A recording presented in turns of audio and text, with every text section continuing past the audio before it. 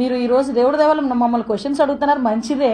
కానీ last 5 years ganja అంత పెరిగిపోయినా నాకు తెలిసి మీలో ఎవరు కూడా క్వశ్చన్ కూడా అడిగిన పరిస్థితి రాలేదు.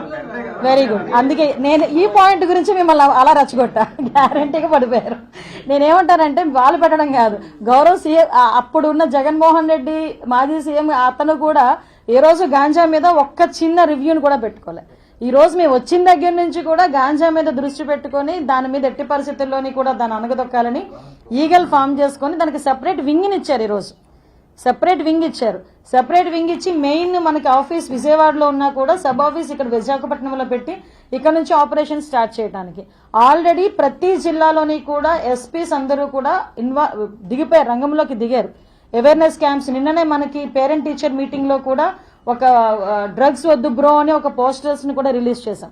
మీరు అన్నట్టు ఏదైతే ట్రాన్స్పోర్టేషన్ ఉందో ట్రాన్స్పోర్టేషన్ బ్రేక్ చేయడానికి ఒకటి, అట్ ద సేమ్ టైం ఎక్కడైతే కల్టివేషన్ జరుగుతుందో కల్టివేషన్ ప్లేసెస్ ని ఐడెంటిఫై చేయడానికి డ్రోన్స్ ను ఉపయోగించే పరిస్థితి ఉంది.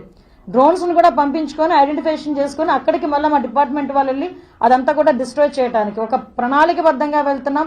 మీ సహకారం కూడా మాకు కంపల్సరీ కావాలి, మీడియా సహకారం కూడా ఇవ్వండి.